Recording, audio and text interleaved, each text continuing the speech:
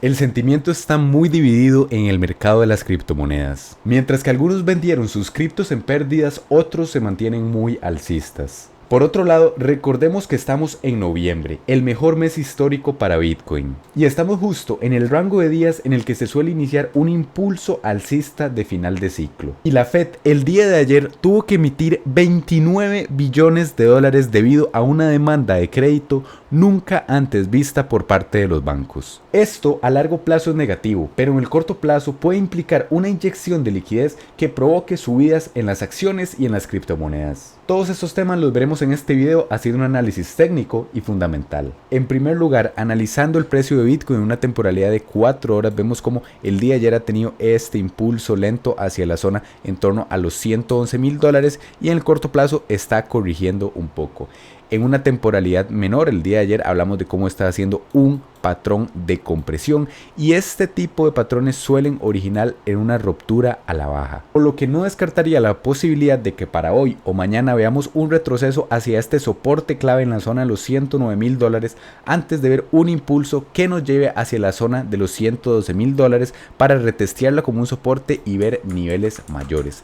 Si han estado siguiendo los videos, esta es la proyección de lo que creo que va a pasar en los próximos días o en las próximas semanas, ver un impulso del precio de Bitcoin aproximadamente para mediados de noviembre que nos lleve a estos niveles en torno a la zona de los $135,000. Ese es mi principal escenario y a pesar de lo que puede hacer en estos niveles de aquí y del ruido al corto plazo, creo que vamos a visitar estos niveles y superar estos máximos históricos.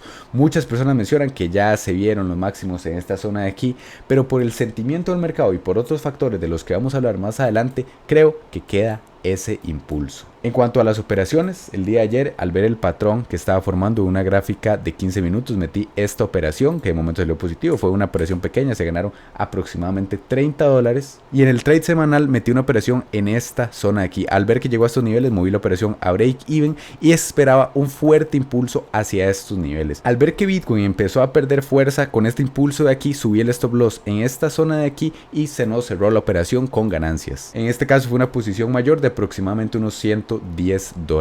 En caso de que Bitcoin retroceda a estos niveles, probablemente habrá un pequeño long con vista hacia en primer lugar objetivos en los 115,000 y en segundo lugar hasta este gran imbalance que hay en la zona de los $120,000. Continuando con el análisis, en cuanto a Ethereum sigue en ese gran patrón de acumulación que ha venido haciendo, lo rompió a la baja durante un par de horas llegando a la zona de los $3,700 y de momento se ha recuperado un 5%.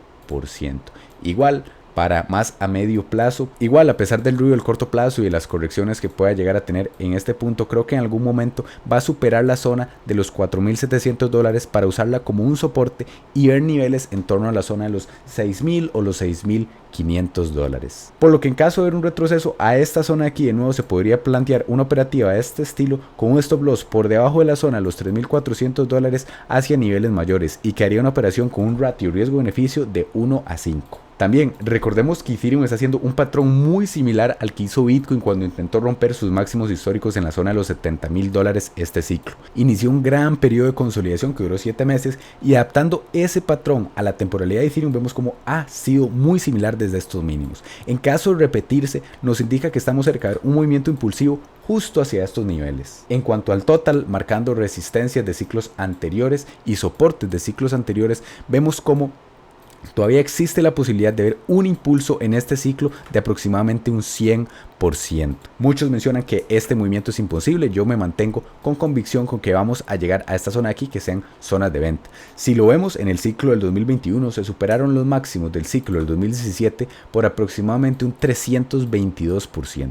Por lo que en este ciclo se superen tan solo este 100 o este 120% llegaríamos a estos niveles de aquí. En el corto plazo seguimos justo en este canal y estamos en niveles de soporte. En cuanto a la dominancia de USDT con USDC, que son dos stablecoins, hemos hablado que mientras más caiga este gráfico, como estos dos activos actualmente tienen una gran capitalización de mercado, se podría ver grandes subidas. De ver caídas aquí en torno a la zona del 5% se darían excelentes puntos de venta. Claro, después de eso, aproximadamente para enero, puede llegar a ser, creo que va a llegar el mercado bajista con correcciones promedio de un 60 o 70% para las criptomonedas y en el que la dominancia suba a estos niveles del 10%. Hemos hablado de que es posible que siga siendo un patrón lateral bajista y que parte de esta liquidez fluya hacia otros activos como el de las criptomonedas. Teníamos también una operación en Bybit en estos niveles de aquí.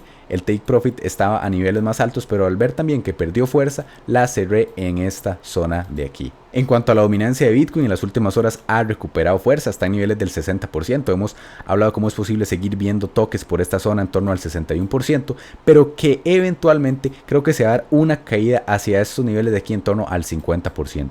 No creo que lleguemos a niveles mayores como en ciclos anteriores por diferentes factores macroeconómicos, hacia niveles del 45% lo veo menos probable, pero sí hacia estas zonas que sean zonas de por lo menos tomar parciales o de vender completamente la posición en caso de ver esta caída para diciembre, enero o como máximo febrero. En cuanto al par Ethereum Bitcoin, una temporalidad diaria, hemos hablado de cómo está haciendo un patrón de cuña en esta zona de aquí y está aproximadamente a un 90% de la compresión. Para llegar a estos niveles ocuparía aproximadamente 12 días más y en este punto Ethereum tendrá que decidir si va a romper al alza con respecto a Bitcoin o si va a tener una caída. Creo que lo más probable es por esta gran tendencia alcista que rompa el alza hacia niveles del 0,05 que marque puntos de venta. Recordemos que en ciclos anteriores este par llegó a estar en niveles del 0,08, por lo que este me parece un objetivo realista y conservador. Volviendo a Bitcoin, para las próximas horas sería ideal mantener un patrón tal vez lateral bajista porque recordemos que estamos en un fin de semana y normalmente se suelen formar gaps de los futuros. La semana anterior tuvo una subida fuerte, aproximadamente un 6%, pero dejó este gap y mencionamos que era muy probable que sea rellenado y al final fue así. Aproximadamente más del 90% de los gaps suelen ser rellenados. Actualmente se cerró el viernes en la zona de los $109,000, por lo que en caso de que tengamos una subida en Bitcoin para hoy en torno a la zona de los 112,000, esperaría tarde o temprano coger esta liquidez del gap. Por lo que menciono, un escenario positivo sería seguir retrocediendo hasta el lunes o martes y luego ver ese impulso sin dejar gaps por esta zona de aquí. O por el contrario, ver una subida, luego recoger el gap y luego ya ver esa posible subida. Algo importante que tenemos que recordar es que la Fed finaliza el QT el 1 de diciembre. En relación con esto, la gráfica repo que nos muestra la demanda que hay en el corto plazo por crédito por parte de los bancos comerciales al Banco Central el día de ayer subió a la zona de los 29 billones de dólares. Esto quiere decir que hay una gran falta de dinero y de crédito por parte de estos bancos y acuden a la Fed porque no pueden obtener esos préstamos por otras instituciones. Esto se puede explicar con la contracción en la liquidez global que hemos visto en el último mes y en el largo plazo es negativo porque puede dar síntomas de una recesión mayor. Pero esta inyección de liquidez que podemos ver en los próximos días y un aumento en la inyección de liquidez por parte de la Fed en el corto plazo, que al cabo de unos días se termina traduciendo a los mercados financieros. Y para que ustedes vean la magnitud de la demanda de esto, fue que se superó el pico de demanda en la burbuja financiera de los años 2000. Continuando con las criptomonedas y en cuanto al índice de miedo y codicia, seguimos en niveles de 35, en niveles de miedo llevamos aproximadamente 45 días en estos niveles, similar a el periodo de días que se vieron con todo el tema de las tarifas de Trump. No necesariamente tenemos que llegar a miedo extremo y recordemos que hay dos formas de tener correcciones en el mercado: ver caídas rápidas, una corrección en agotamiento y en tiempo, donde se da más bien un movimiento de agotamiento y desesperación en los mercados. Creo que estamos en una etapa similar y recordemos que en este ciclo estos puntos de miedo nos han indicado buenos puntos de compra antes de posibles subidas. También recordemos que las posibilidades están a favor de ver un recorte de tasas el 10 de diciembre. La inflación ha subido un poco a niveles del 2,7%, pero se mantiene por debajo del 3%, lo cual no suele indicar peligros. Cuanto al desempleo, el objetivo de la Fed, recordemos que es en torno al 4% y ha subido desde estos niveles hacia aproximadamente niveles del 4,3%, pero tampoco se ha disparado, lo que también favorece ver bajadas de tipos de interés. En cuanto a los ciclos de Bitcoin, estamos en ese periodo de tiempo, quitando el ciclo del 2013 en el que se suelen ver máximos aproximadamente en octubre, noviembre o diciembre. Y a pesar de la negatividad de los mercados, recordemos que estamos iniciando noviembre, que es el mejor mes histórico para Bitcoin, con rendimientos promedio de un 42%.